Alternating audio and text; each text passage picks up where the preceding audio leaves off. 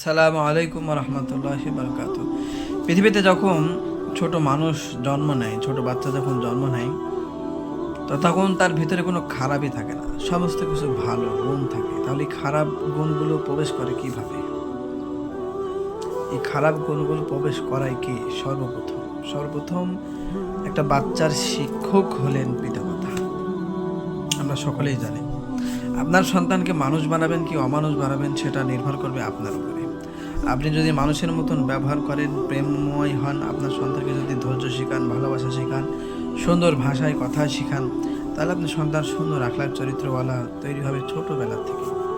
কিন্তু আপনি যদি আপনার সন্তানের সঙ্গে অমানুষের মতন খারাপ ব্যবহার করতেই থাকেন দিন রাত 24 ঘন্টা, তাহলে আপনার সন্তান কোনোদিনই ভালো মানুষ হবে না। আর আপনি সেই সন্তানের কাছ থেকে বৃদ্ধ বয়সে ভালোবাসা পাওয়ার আশা করা, বা সেই সন্তান আপনার প্রতি, আপনার পিতার প্রতি বা স্বামী স্ত্রীর মানে পিতামাতার প্রতি যে ধৈর্য ধারণ করবে, এই আশাটা করা সম্পূর্ণই বোকাম। কেন? কারণ আপনি ছোটোবেলায় তাকে ধৈর্য শেখাননি, আপনি তাকে সুন্দরভাবে কথা বলা শেখাননি, আপনি তাকে কোনো কিছুই শেখাননি, শুধু মারধর, শাসন, এই সমস্ত কিছু আপনি দেখিয়েছেন। দেখেন, প্রত্যেকটা সন্তান ছোটোবেলায় কথা শিখে কাকে দেখে? পিতামাতাকে দেখে। খাওয়া শিখে কাকে দেখে? পিতামাতাকে দেখে। ঘুম পাড়া শিখে কাকে দেখে? পিতামাতাকে দেখে। পোশাক আশাক পরা শিখে কাকে দেখে? পিতামাতাকে দেখে। ঠিক সেরকমভাবে আখলাক চরিত্র, কথাবার্তা বলার ভাব ভঙ্গিনী সব কিছুই শিখে পিতামাতার কাছ থেকে। আশা করি বিষয়টা বুঝতে পেরেছেন।